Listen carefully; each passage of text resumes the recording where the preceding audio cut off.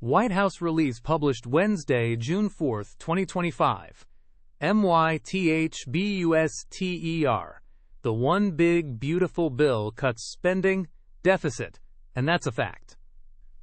The White House says President Donald J. Trump's One Big Beautiful Bill will improve the nation's finances and boost economic growth. Some claim the bill increases government spending. The White House says this is false. The bill delivers nearly $1.7 trillion in mandatory savings. This is the highest level of mandatory savings in U.S. history.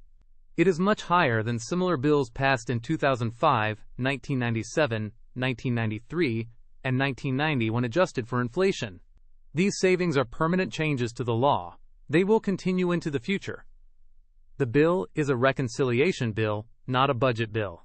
This means it cannot include spending cuts for most government operations. Those cuts will come in future legislation.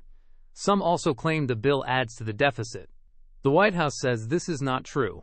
Forecasts predicting higher deficits assume that President Trump's 2017 tax cuts will expire. The new bill extends current tax rates, which the White House says has no impact on the deficit.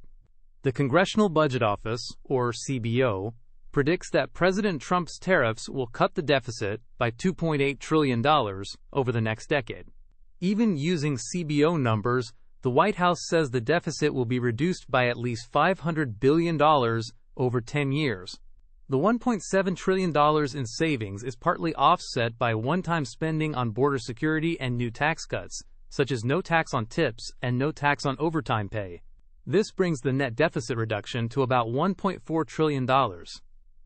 The White House says that with this bill, plus increased tariff revenues, spending cuts, and reversing Biden-era regulations, the Trump administration will reduce deficits by at least $6.6 trillion over the next decade.